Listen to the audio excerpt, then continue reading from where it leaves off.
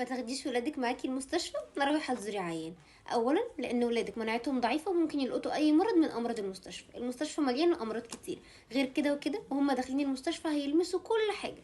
مهما كنتي داخله مستشفى نوعها ايه، لو 5 ستار مش بيمسحوها كل 5 دقايق بالكحول يعني. ولادك هيلمسوا كل حاجه من المستشفى من اول بوابه المستشفى لحد العيان فوق، وكل الحاجات دي عدوى هتتنقل لاطفالك. ثانيا ممكن المريض نفسه هو اللي ينقل لهم العدوى او هم ينقلوا عدوى للمريض، لانهم الاثنين مناعتهم ضعيف، الاثنين هيضروا بعض، لا ضرر ولا ضرار. النقطه الثانيه ولادك هيعملوا دوشه وازعاج للعيانين وللمريض كمان اللي انت رايحه له، ومش هتعرفي تسيطري عليهم ومش هتعرفي تقعدي مع العين اللي انت رايحه له. ويا ريت ما تطوليش في الزياره، هي ربع ساعه بالكتير، يا بخت منظر وخفف.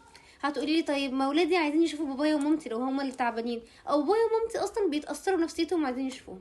فهميهم الموضوع وعرفيهم ان انتوا الاتنين مناعتكم ضعيفه وانتوا الاتنين هتنقلوا لبعض الامراض، لا ضرر ولا ضرار. بعدين الفيديو كول اسرع ناس الدنيا. غير كده وكده انت ممكن اصلا تسمعي كلام بسبب ولادك من امن المستشفى، اصلهم عاملين ازعاج اصلا مش عارفه ايه. طب وعلى ايه ما جاتش على الربع ساعه اللي هتزوري فيها العيان ده؟ فتره الكورونا كانوا مانعين اصلا دخول الاطفال المستشفى، فده علشان الاتنين مناعتهم ضعيفه، العيانين والاطفال. يا ريت تخلي بالك على صحتك وصحه اسرتك وتعيشيها صح. لو استفدتي من الفيديو اعملي لايك وشير وسبسكرايب لقناتي على اليوتيوب.